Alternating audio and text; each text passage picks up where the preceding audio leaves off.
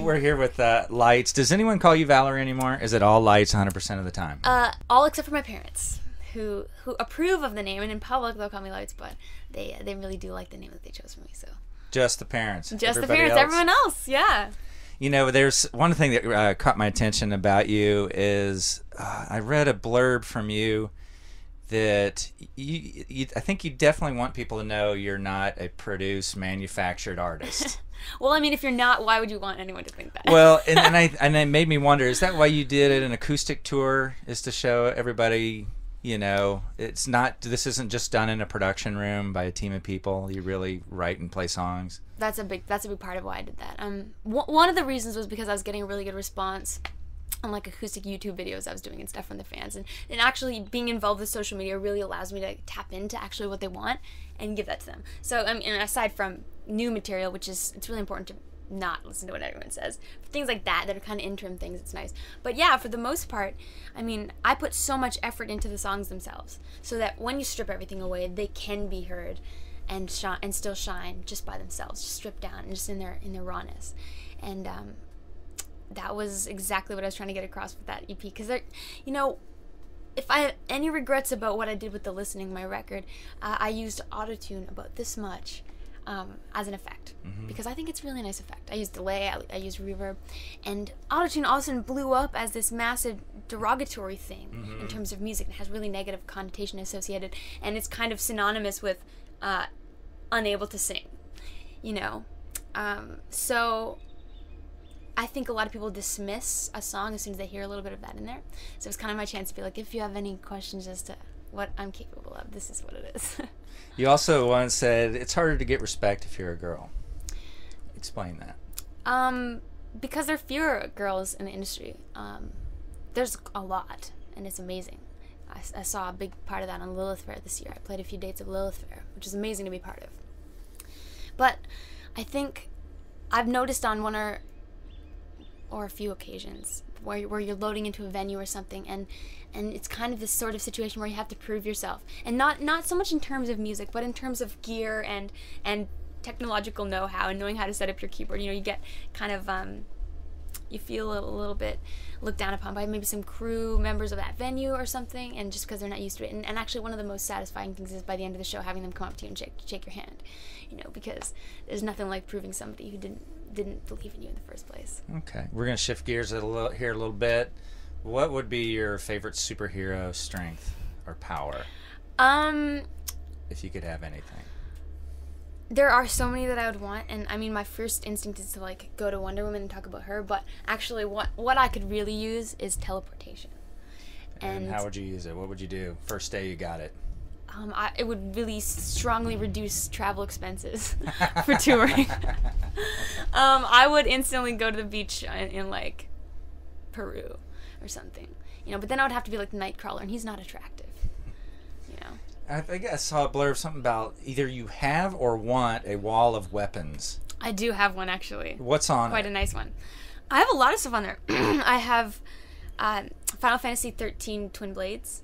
I have a replica Erwin sword from Lord of the Rings. I have quite a collection of daggers, including a small Solomon's dagger and then the full medieval version of it, of the sword. I have a Twin Blade of the Phoenix, which is from World of Warcraft, which is actually tattooed on my arm.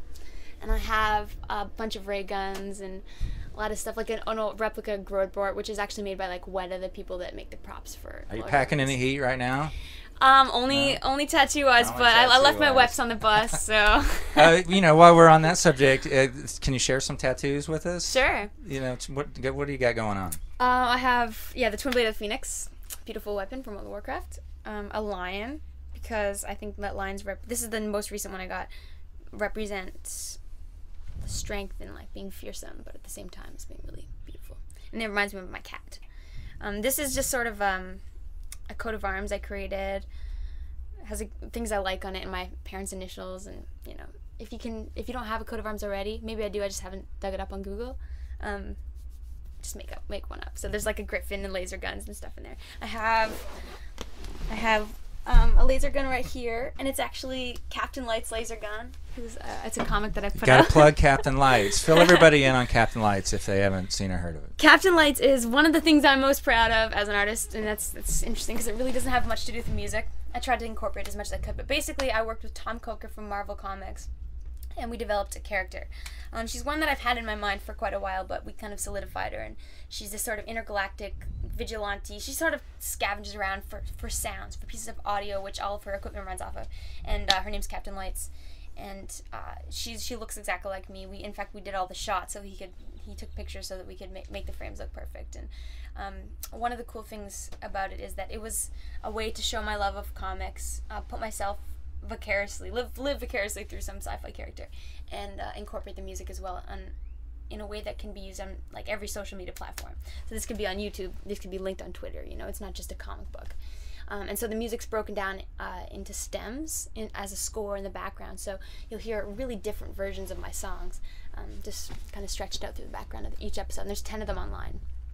Very cool. And another thing that I wanted to share with you, I was playing some of your music and videos and interviews, and there's a lot of stuff on you online. You're very media savvy online, which is fantastic. And my 8-year-old, who I said, come check this out, you know, and she was looking at some of your videos. And I said, what do you think of this girl? And she said, I think she likes space. She's right. You have a very observant 8-year-old. She is very observant. So do you want to expound on that? Yeah, I mean, most of my videos are very space oriented, and I think it's because, I mean, my most recent one actually wasn't. That was on purpose. That was to make a departure in that because it was kind of what was expected at that point. But the first 4, very sci-fi oriented, mainly because it's something I'm interested in. Especially the first 2, very retro sci-fi like Barbarella or Logan's Run, and then the last 2 are very comic book sort of, with energy plasma fights and, you know, going through alternate worlds. I think the most exciting thing about that is, aside from the fact that I'm able to project all of my interests onto what I do for a living, and that's pretty amazing. I think the cool thing about it is that it keeps me inspired. You know, I read comics and I play video games, and not because it's not work for me or because I can get away, that's part of it, but it's inspiring. It keeps the box open. With those kind of things, you can come up with any idea and make it real if you can just draw it in. You know, when you're in the World of Warcraft, anything's possible, and I feel like that's the most important thing. As any kind of artist, you need to feel unlimited, and that's the way that I feel when I see those things. So it's inspiring for me, and it makes me think of lots of cool things.